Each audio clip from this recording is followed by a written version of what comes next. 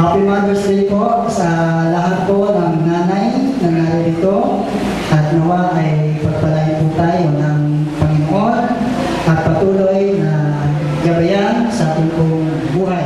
Ang ating pong pasain ay never forget what you learned. Sino po sa atin ang makakalimutin? Ang dami ano? Lagi nakakalimot, no? Karaniwan daw po, mga lalaki makakalimutin. Tama po ba? Tama po, ang totoo yun, ano? Lalo na daw kapag ang mag-uusapan ay yung mga birthday, anniversary, laging nakakalimutan daw ng lalaki, no? Kaya nagre-reklamo ang mga babae.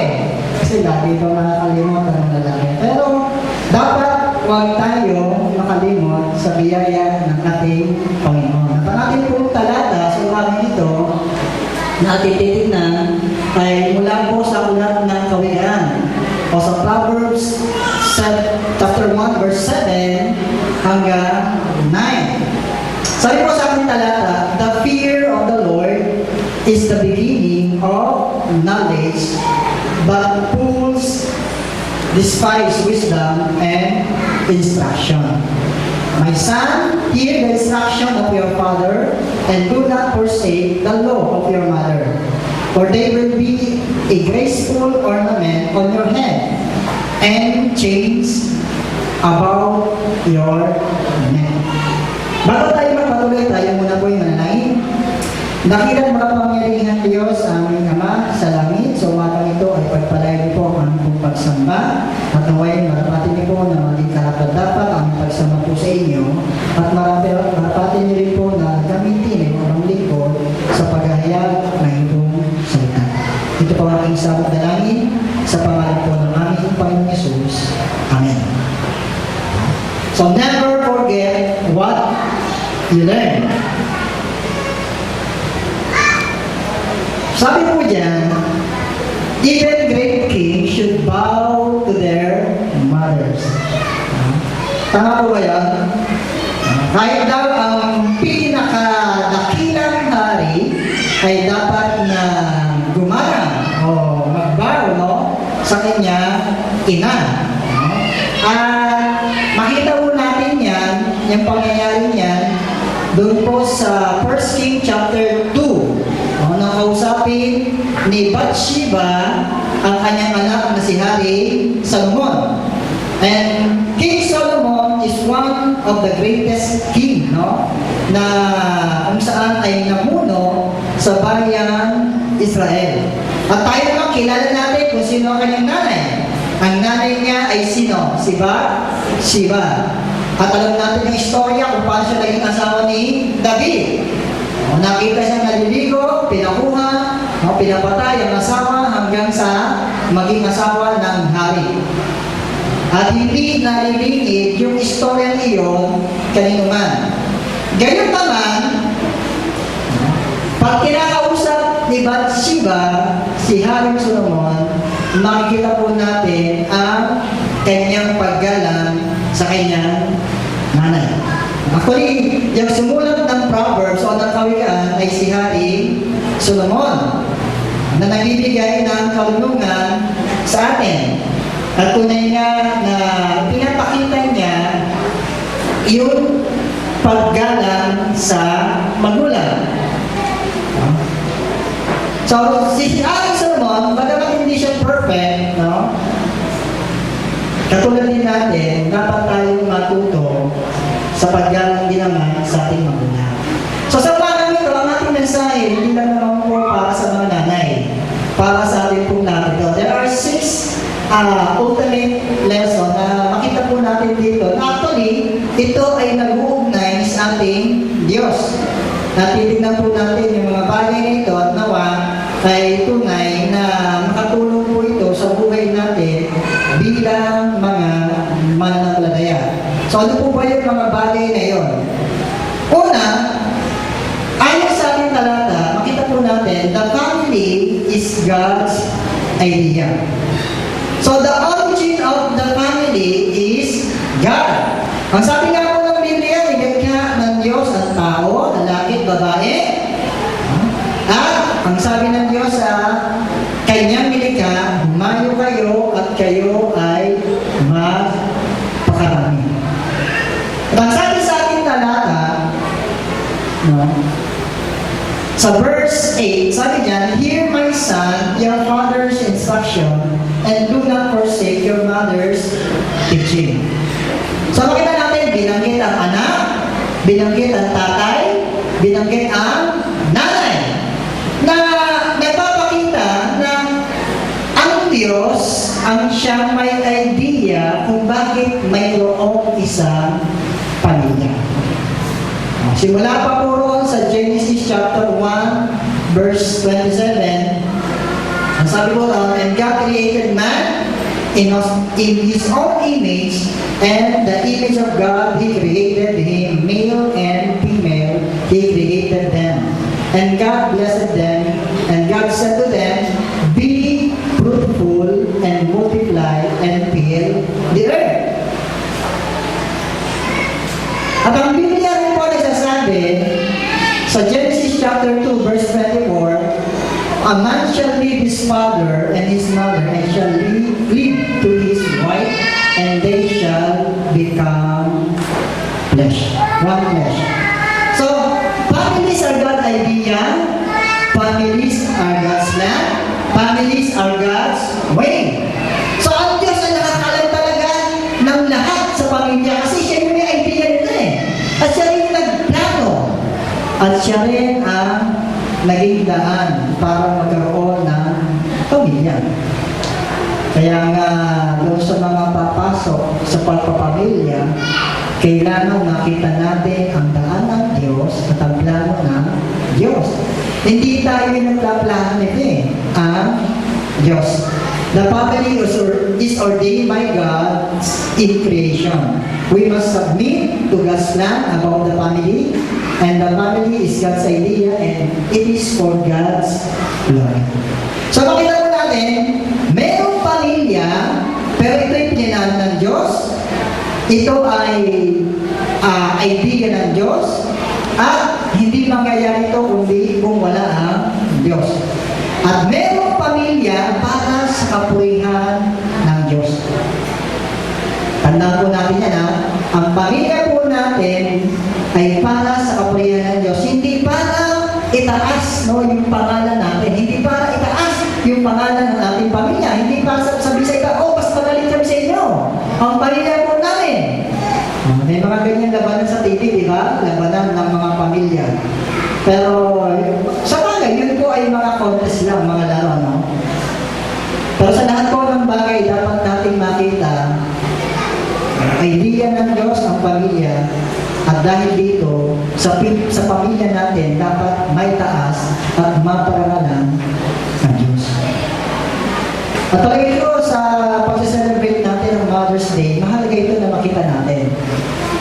Ang Diyos ang itinataas natin sa ating sambayan. Ang Diyos ang pinaparangalan natin sa ating pamilya. At wala nga iba, sapagkat siya ang mayroong idea tungkol sa pamilya. Pangalawa, ano yung pangalawa? The family is God's basic school. Sakayin mo ba kayo yan? Ang pamilya, ang unang-unang paaralan. At tunay na iyan ay sinasabi ng ating talata. Di ba sabi nga ron sa verse 8, "Hear my son, your father instruction, and do not forsake your mother's teaching." Sabi ron, father's instruction. So ang tatay, instructor. Mother's teaching. So ang nanay, teacher. Tama? So ang tatay, instructor, ang nanay, teacher. Kaya ang pamilya ay basic school.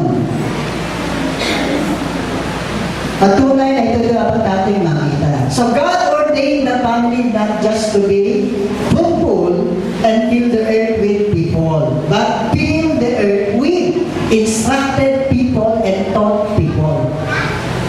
Hindi lang natin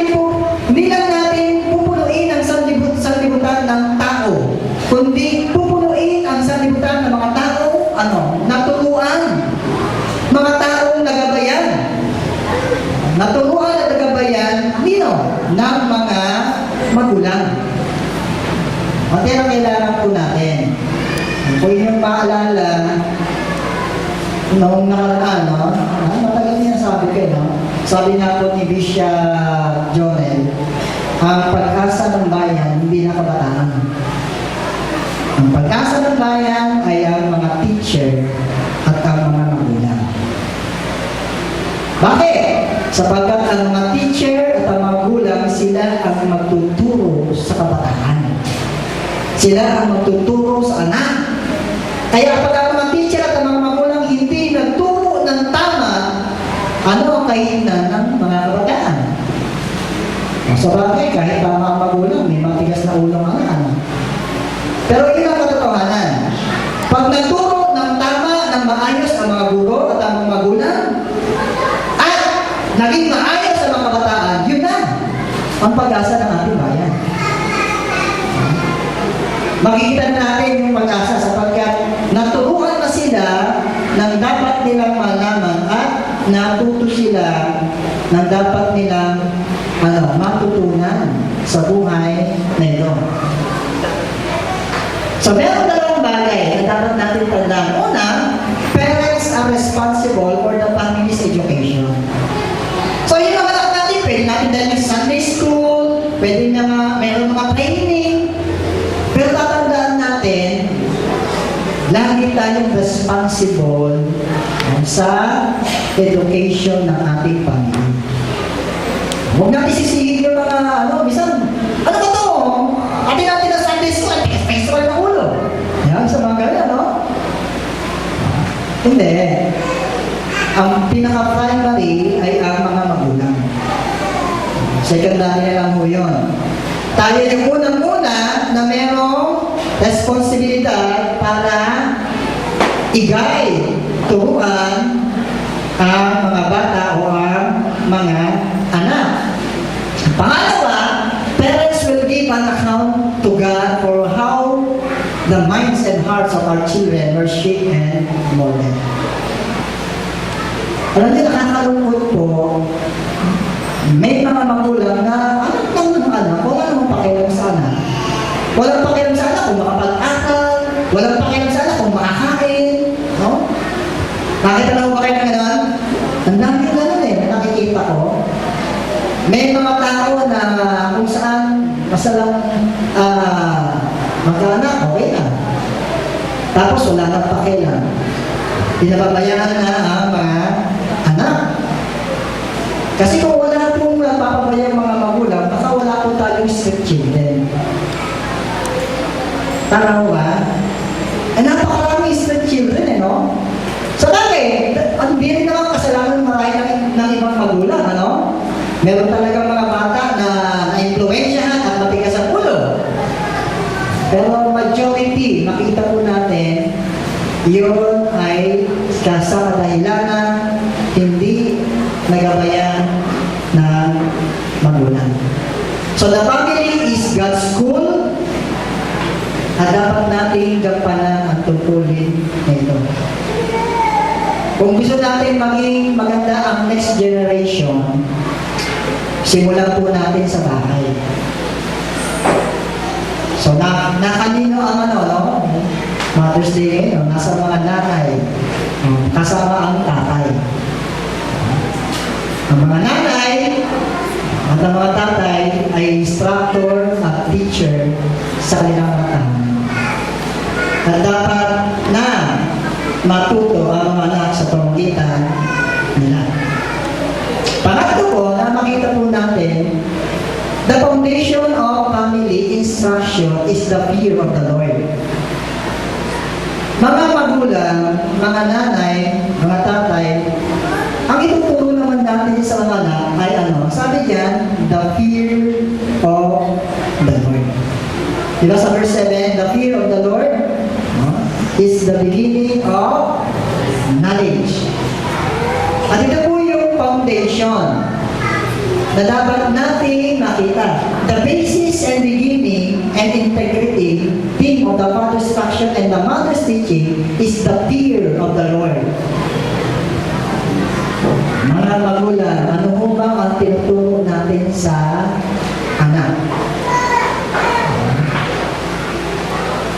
So tayo po yung magiging modelo at tayo po yung magtuturo. Alam niyo po ang mga bata, napakadaling turuan yan. At madaling matuto. At kung ano ang tinuro natin, iyon ang kanila talaga matututunan ng gagawin. Alam niyo po ang malaking problema po natin, hindi natin tinuturo agad sa mga bata yung fear of the Lord. Pinapayaan natin, di ba? Minsan sabi natin, oh, maya-maya, wala pang isip yan. Wala pa kaya talagang isip? O meron ng isip? Ang bata ngayon umidad lang ng 4 yata, okay na, no? Marami ng madaldal na, marami ng alam. So, hindi mo natin yung 7 taon. Dati 7 taon Nung panahon namin, bago ka makapag-grade 1, kailangan 7 years old. Pag wala ka 7 years old, hindi ka makapag-grade 1. Kaya kailangan 7 years old ka. Ngayon, pag hindi pa naasikaso ng magulang mo, yung mga papeles na kailangan, birth certificate, naku, malilate ka na. Ako ho, nag-grade 1 ako, 8 taon na. Kasi hindi na-ayos yung birth certificate. Nung 7 taon ako. Kaya nag-grade 1 ako, 8 taon. Siyempre niya, 8 taon na, grade 1 pala, no? Pero mahalaga po mga kapatid, doon pa lang sa tahanan, natuwa na. At mahalaga, nakita po natin na tayo, ang mga magulang, na ang pinakapundasyon ang dapat natin ituro sa mga bata ay ang pagkatakot at pagkakilala sa Diyos. Wala po tayong pundasyon na kung saan ay ituturo sa kanila maliban doon.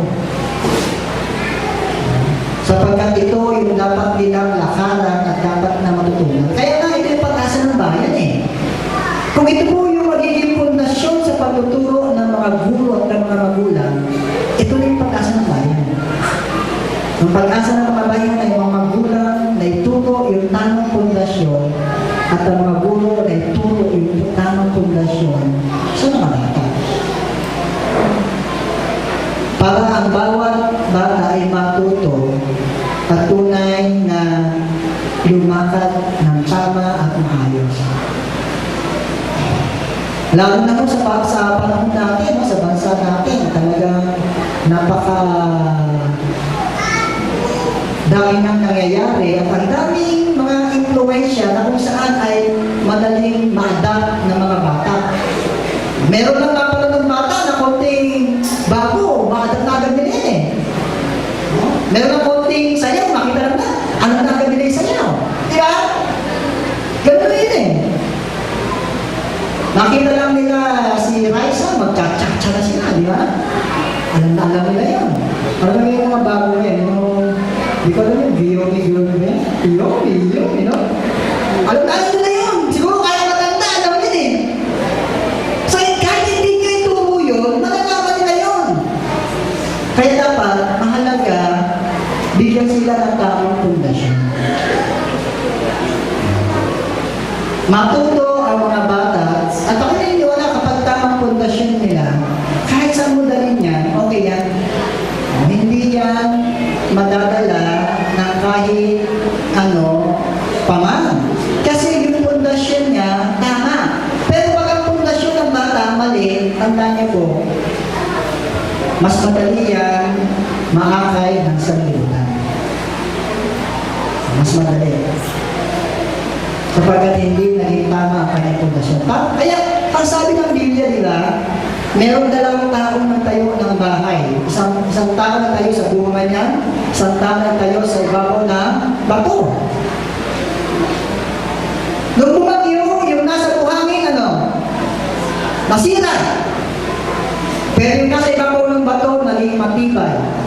Pinapakita lang dito na kapag tama ang pundasyon mo, hindi ka agad masisira Hindi ka kaya dalhin agad ng bagyo. Kasi matibay ang pundasyon. Ngayon, kung ngayon tayo magsisimulang turuan ng mga bata, ay dapat tayo, malaki na yan eh. Diba? Pag kayo nagsimula, naturuan ng mga anak nyo ng malaki na, at sabi niyo, anak, magbago ka na! Diba? Pahirapan na po kayo. Maliban lang kung talagang gagawa ang Diyos sa buhay nila. Kasi yan na po yun eh, meron ng pundasyon yan eh. Meron lang natutunan, at kahit anong iyak po natin, wala tayong magagawa. Sapagkat iyon na yung kanilang pundasyon. Kaya dapat yung pagkatakot sa Diyos, iyon ang ating tingnan. Tatlong bagay makita po natin. Una, the family begins in God. No, yun nga sabi ko kanina. Nagsimula ito sa Diyos, at dahil nagsimula sa Diyos, dapat magtapos din sa Diyos. Nakita niyo? So, nagsimula yun sa Diyos eh. Kaya dapat sa Diyos pa rin magtatapos. Pangalawa, the family is guided by God's Word. So, dahil ito'y sinimulan ng Diyos, binigyan tayo ng Diyos ng guide. At kung gusto nyo tamang guide, basahin natin ang kanyang salita. At sa pamagitan ng salita ng Diyos, makikita natin yung tamang pangunguna sa ating tahanan. At pangatlo, the family is for the glory of God. Kaya nga ang pundasyon natin ay yung fear of the Lord, makapagbibigay ng glory ang ating tahanan sa Diyos. Sino po ba ang ating pinaparangalan? O sino na yung gusto natin makilala? Dapat ang makilala ay ang ating Diyos. Pangapat ko, na dapat natin makita, fathers and mothers share in responsibility of family instruction. Di ba yung nasabi ng talata natin? Sabi dyan, hear my son your father's instruction and do not forsake your mother's teaching. It does not say, fathers instruct and mother change diaper. Ganun ba sinabi? Di naman eh, no? Hindi sinabi, tatay magturo, ang nanay magpalit ng lampin. O hindi mo sinabi, ang tatay magtrabaho, ang nanay ang magturo. Hindi rin, ano? Hindi rin sinabi, ang nanay ang magtrabaho at ang tatay ang magturo. Ang sabi diyan, mag-instruct ang tatay, magturo ang nanay. Ang ibig sabihin, share responsibility. Ang problema kasi kung kayo minsan, nagsisisihan. Ikaw kasi nagturo yan eh. Di ba? Pagka merong kalokohan, pag merong problema, nagtuturuan ang nanay at tatay. Sino mo ganyan sa bahay? Ikaw ba yung nagturo yan eh? Ikaw yun eh. No? Ang magulang, share responsibility. Walang turuan. Nag-aaway pa tayo kung sino nagturo sa bata. Dapat pareho kayo nagturo. Kasi yung trabaho ng nanay, yung trabaho ng tatay. Hindi yung pag merong palpa, nagtuturuan. Pag meron naman maganda, ako nagturo dyan. Di ba? Kasi pagka okay, no? Nakakuha ng award. Paano naman talaga sa akin ang anak ko, no? Pero pagkalakuan, nagmana sa tatay ko. Di ba? Ano po minsan, no? Dapat naging share yung responsibility. Hindi yung akin sa akin lang nagmana o sa'yo nagmana. Ikaw ang nagturo, ako ang nagturo. Dapat naging. Kasi yun ang pinasabi ng talata natin eh. Hindi lang nanay ang magtuturo, kundi kahit ang tatay, sila rin ang magtuturo. Kaya alam nyo, napakalaking responsibilidad kapag isa magulang. O kaya nag-abroad, yung isa naiwan. Napakalaking responsibilidad, di ba? Ang laki ng responsibilidad. Kaya kung kayo po ay mag-a-abroad, pag iniwan yung anak, huwag nyo nagsisisihin yung nagtuna. Kasi baka pag nagtrabaho ko sa abroad,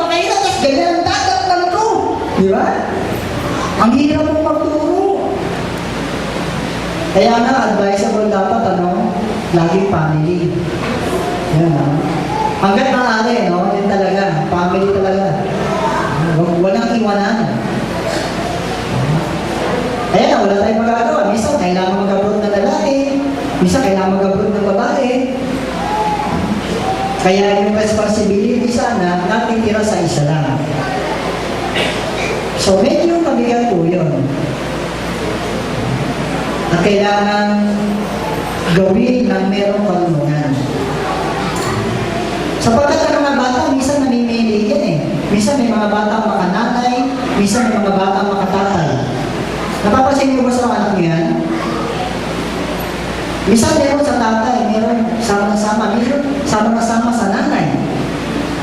Kailangan maging balanse, Makita natin yung dapat tignan. Nangyayari lang yun kapag hindi rin naman balanse ang mga magulang. Kaya kailangan maging balanse para yung anak kasama sa nanay, kasama rin sa tatay. Hindi puro lang sa tatay o kaya puro lang sa nanay. Kasi nga, share responsibility ang nanay. Bagaman kami nga sineselbate natin ngayon ay Mother's Day, mga nanay, meron tayong share responsibility. Meron tayong responsibilidad na magturo bilang mga nanay at hindi ang mga anak. To all mother, this responsibility to teach your children is an immeasurably significant privilege. So sa lahat po ng mga nanay, mahirap pang magturo sa mga anak, tandaan natin, yan ay responsibilidad. Meron po si Ann Landers na kung saan ay sabi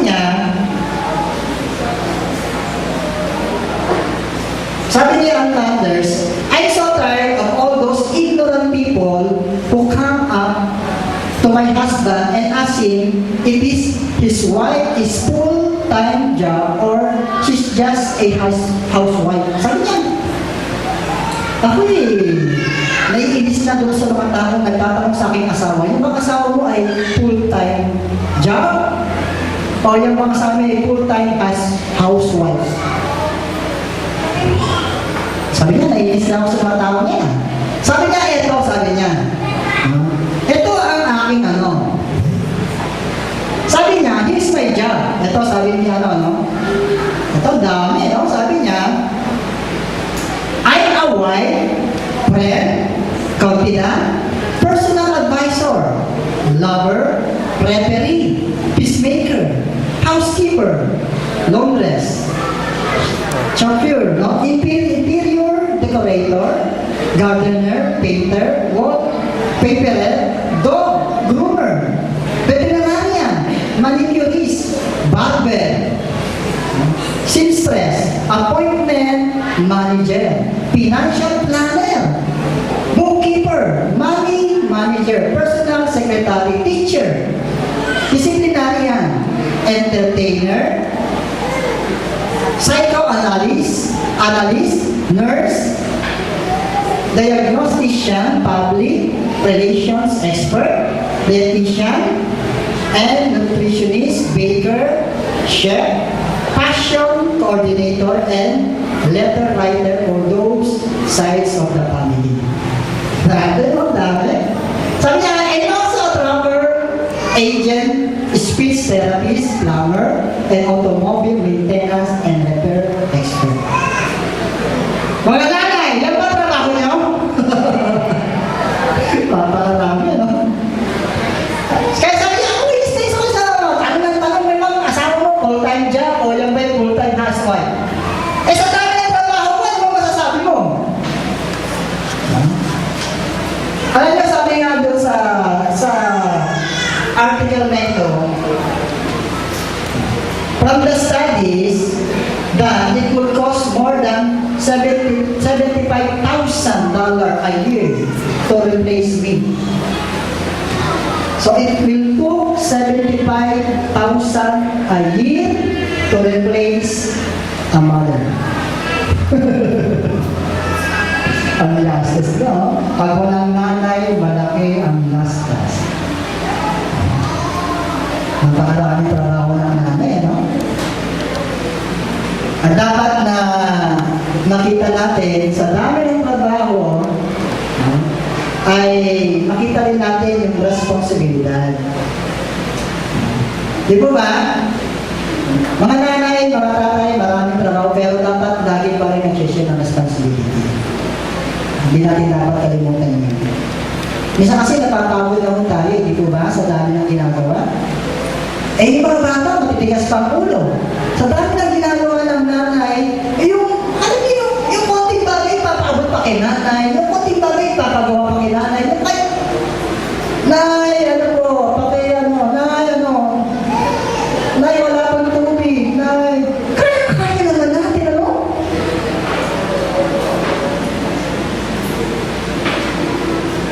Kami po, nung nag-high school kami na po naglalaban ng damit namin.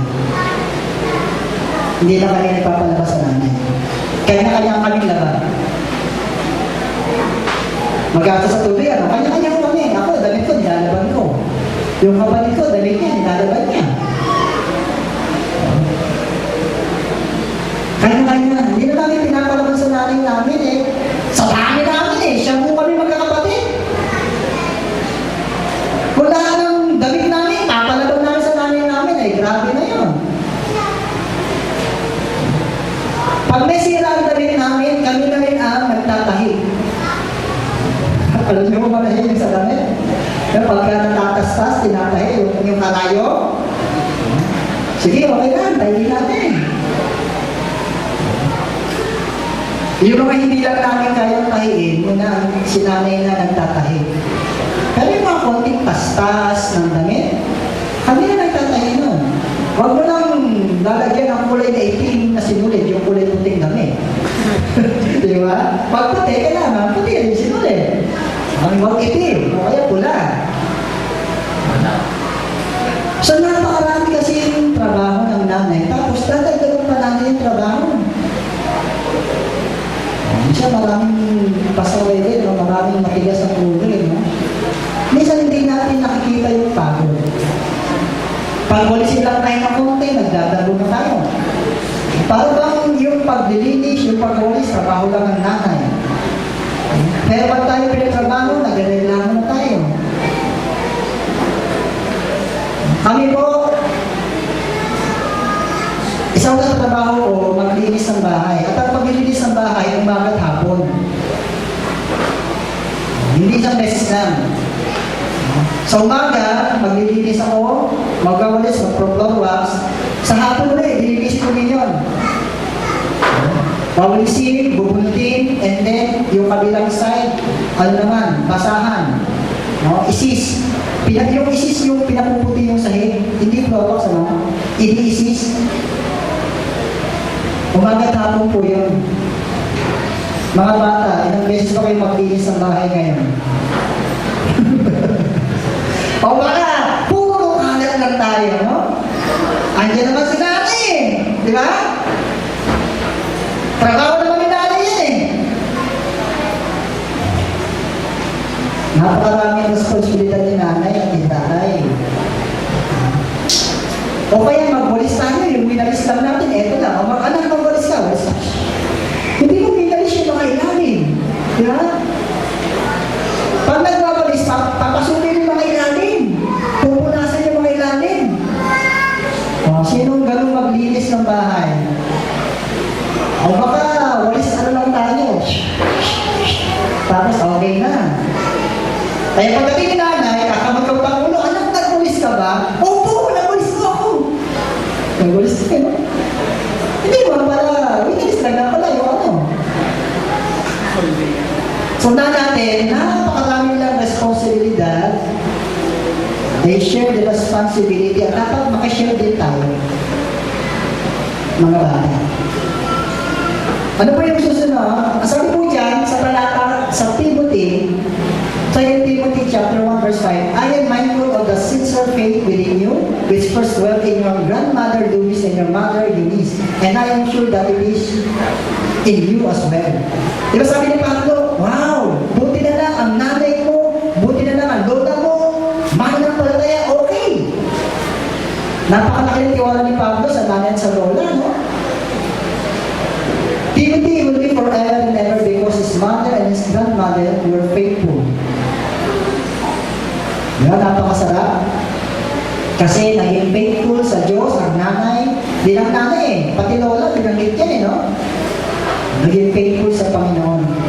Kaya magpasalamat tayo kapag ang nanay natin, ang tatay natin, ang mga lolo-lola natin, faithful sa Lord.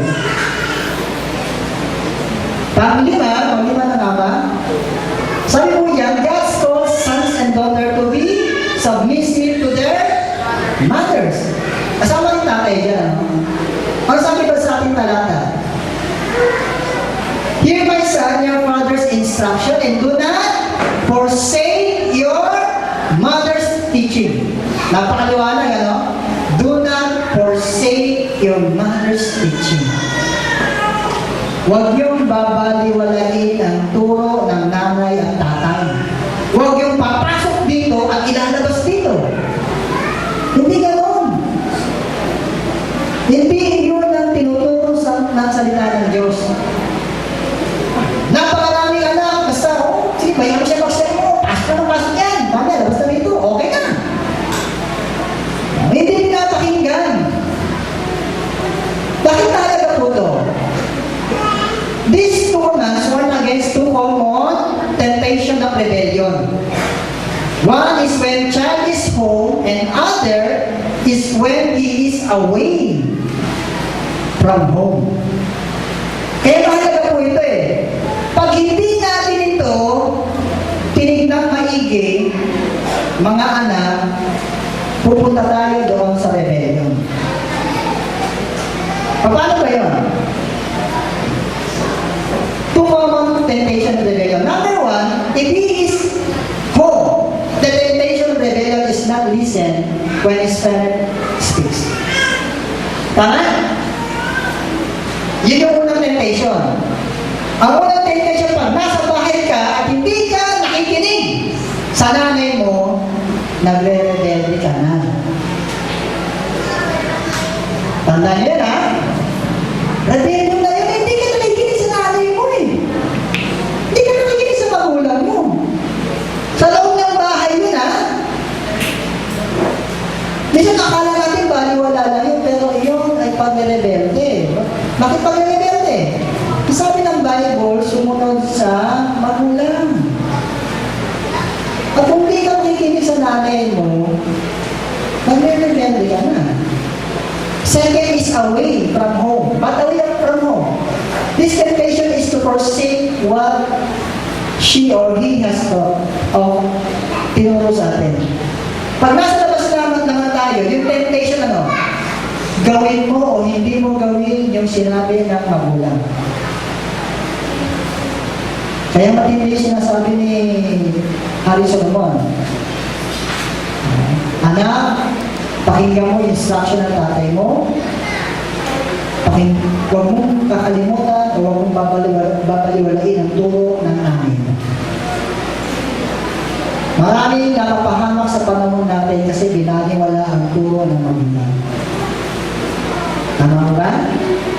Totoo yan. Napakaraming bata, napakaraming kabataan napapahamak sa panahon natin kasi hindi nakinig o hindi ginawa ang niliro ng magulang. Minsan nagagalit tayo sa magulang natin. Minsan tingin natin overprotective.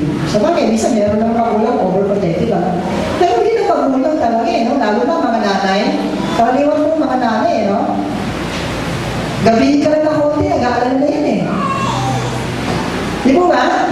Yung hindi ka lang umuwi sa tamang oras, hindi ka napakali ang nanay, nasa na kaya anak mo? Ano nakita nila yung anak mo? Eh lalo na kung hindi ka umuwi. Ano kaya ang iniisip ng nanay? Di ba? Tapos pag umuwi tayo, pag nasa mo na, magagalit pa tayo, di ba?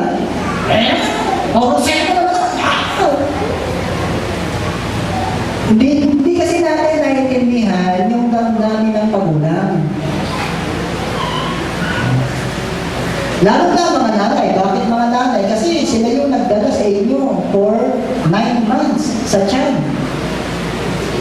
Na siguro sabi nga, kung anak mo lang, ganyan ka, hindi ka kita ilalagpas. Di ba? Isipin mo yun, kaya yung damdamin ng nanay, iba mo talaga. Di ba? Kaya minsan dapat intindihin natin. Ganito nila sila eh. Yung pag-alala nila, iba rin. Tayo, hindi tayo nag-alala. Hindi nga tayo makapag-text kung minsan eh. Kung nasan tayo. Pag-text ka lang mo, sabi mo, Nay, nandito po kami. Kung mamaya pa po kami uwi, o Nay, malilate kami. Napakasimple lang, di pa makapag-text, ano? Hindi pa natin magawa. Tapos pag nasermo na tayo, magagalit pa tayo. Sa tandaan natin, there are two forms of temptation of rebellion. Rebellion po yan. Ganyan ang magulang eh. Huwag natin sila manahin. Sapagkat yun ang dapat natin makita. At panghuli, ito, huli na po. God ordains a reward for sons and daughters who do not forsake the teaching of their man. Ito naman maganda. Pag pinakinggan natin ang turo ni nanay, ni tatay, i-bless tayo ng Diyos. Tama? Ano bang sabi po dyan? Verse 9, indeed they are a graceful wreath to your head and ornaments about your neck. Ang tinutukoy po dyan, rewarded. Corona yun eh, yung sa ulo. Kung ikaw ay makikinig sa iyong nanay, sa iyong tatay, hindi mo babaliwalay ang turo nila, i-bless ka ng Diyos. The instruction of fathers and the teaching of fathers rooted in the fear of the Lord is good news. Kaya pala po tayo kung meron tayong mga nanay na Pagka yung concern makikita natin. Yung alam natin mahal tayo. Hindi yung mga ulan na, pabayaan ka lang, sige, diyan ka lang. Mapalit po tayo. At dahil dito dapat natin sila, talaga, parangalan. No? Siyempre, una ang Diyos. Parangalan natin ang Diyos sapagkat binigyan tayo ng mga nanay na talagang alam natin na hindi tayo pinababayaan. Binigyan tayo ng magulang na alam natin na ang foundation ay ang pagkatakot sa Diyos. Hindi po natin alam yung hirap at sakit na dinadanas po nila. Hindi po natin nalalaman yung sakripisyo na binibigay po nila. Totoo po yung kasabihan eh. Minsan, malalaman na lang natin yung kapag kayo po ay nanay na, kayo po ay tatay na. Doon yung makikita kung gano'n, wow, ito pala yung sacrifice ng nanay ko. Ito pala yung sacrifice ng tatay ko. At ang pinakamaganda niyan, kapag tayo ay nagpasakop sa kanila, pagpapalayo tayo niya. Di ba ang sabi sa Epeso? Honor thy parents at meron reward. So in the fear of the Lord, there is strong confidence. The fear of the Lord is the fountain of life. The fear of the Lord leads to life so that one may sleep satisfied and untouched by evil. Mga magulang, mga kapatid, lahat naman tayo, naging anak din naman, no? Kailangan makita po natin yung bagay na ito. At so sa mga nanay, salamat po sapagkat ang kailangan natin ay mga nanay na ang pundasyon ay ang pagkatakot sa Diyos. Sa mga anak naman, dapat huwag tayong maging matigas sa ulo. Bagamat marami hindi natin naintindihan yung damdamin nila, yung sakripisyo nila. Kailangan maintindihan natin. Napakalaki po ng hirap ng magulang yung sakripisyo nila. Yung magtrabaho lang, napakalaki sakripisyo na po yun. Diba? Tapos pagkapag tayo ay hindi pa pang ano, pag ang trabaho pa ng magulang natin ay pangkaraniwan lang, yung malitang sweldo. Tapos gusto pa natin mag-aral sa Lasal, no? Sa Ateneo, no? Mag-isip-isip naman tayo. Huwag natin pahirapan ng magulang natin. Minsan tayo hindi kaya pinipilit natin. Namin, mag-enroll ako sa, sa UST, Kanda mo talaga naman, no? Eh, hindi naman kaya ng magulang mo, pipilit mo. Alam mo, kung gusto natin talaga mag-aral, di naman talaga kaya ng magulang, eh, hindi magtrabaho tayo. Magsikap din tayo, huwag lang tayo kumasa sa magulang. At huwag natin sisihin ng magulang na, kasi kayo ganyan ba yan Iba-iba po ang katatayuan ng mga magulang. May mga magulang na magandang trabaho, may mga magulang na ang kita o ano lang. Hindi natin sila masisisi. Ganun talaga Kung nandun na tayo, unawain natin ang sitwasyon, tumulong tayo. Huwag tayo maging mas lalong pabigat. Kasi mabigat na ang buhay, nagpapabigat pa tayo Alalahan natin ang mga magulang ng mga nanay kung gano'ng mahirap ito. At dapat nakita natin kung paano tayo makakatulong din naman sa kanila. Napakasarap na makakita ng mga anak na hindi nakakalimot sa magulang. Di ba? Napakasarap.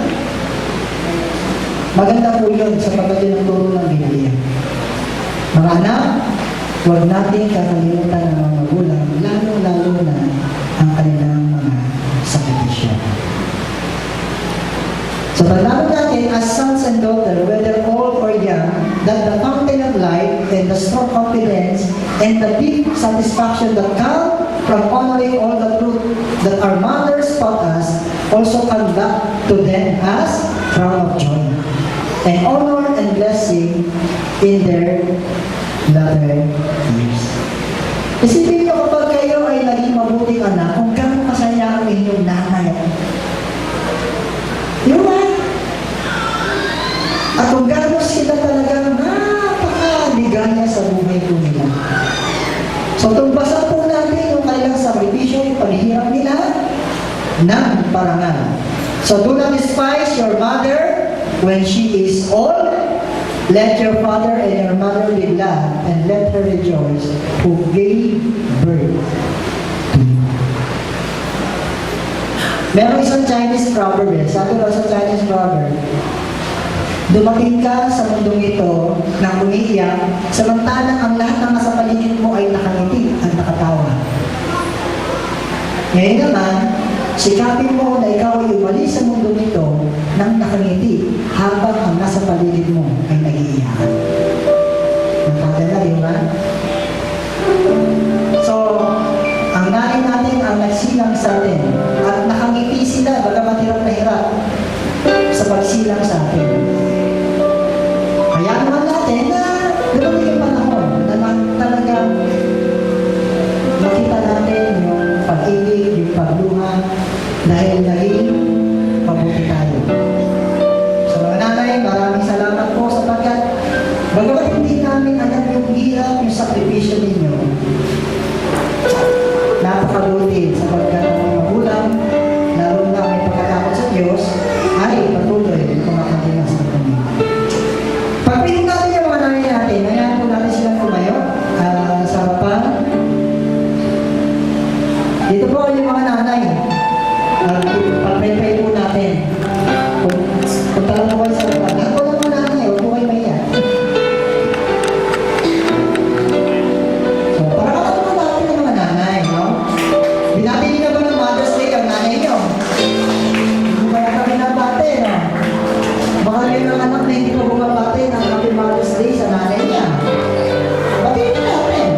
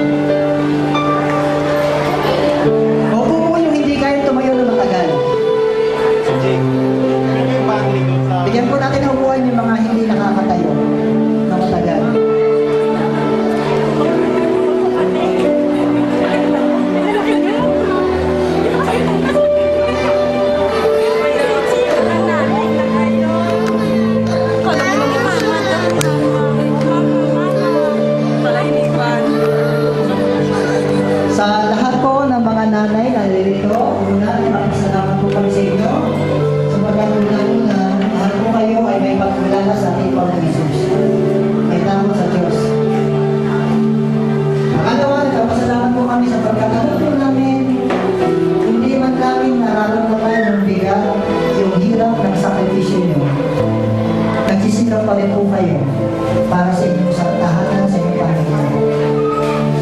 Alam niyo po, kami po sa lugar namin, medyo masakit yung karanasan namin.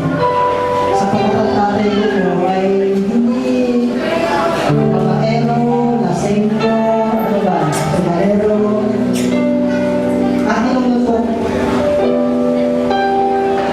At dumating yung time na wala na ho siyang trabaho, ang nanay ko ang nagtitinda. At para malaki-laki ang kita, ang nanay ko po nagtitinda sa club. Sa gabi nagtitinda. So ang tatay ko naman, palasing-lasing lang. At yung mga yung niya, ito na nakakapos sa nanay ko. So dumating yung time na lasing siya, tinawag niya nanay ko si Untok. Sa mukha, nabungi ang nanay ko na bunga. Yun na simula na siwalay ko ng tatay. Kailanman hindi ko nagkamali. Nasa mga tayo natin. Ano nang hirap kayo? Nakita ko rin po yung hirap ng nanay ko kung paano yung gusto buhay ng pamilya. Nagsikap siya na pasama-samahin ng mga anak. Nagsikap siya na kunin kami lahat siya ng mga anak. Ano yung ganyan ang sakripisyo ng magulang? Isang hindi natin naiintindihan. Yung hirap, yung sakripisyo. Nagpapasalamat mo ako sa mga nanay sa pagkakalat ko na hindi ka yung nanay ko, no? Alam ko kayo rin ganun din po yung gusto ko sila pamilya. Nagpapasalamat sa buhay nyo. At gawa ay tulungan po tayo ng Panginoon na patuloy tayo pamasin para yung pamilya po natin ay talagang may nangyari natin sa Panginoon. Sige po tayo mo katakot. Pagpintay po kayo. Dalangin po tayo. Nakita mga pangyarihan Diyos sa aming Ama sa langit.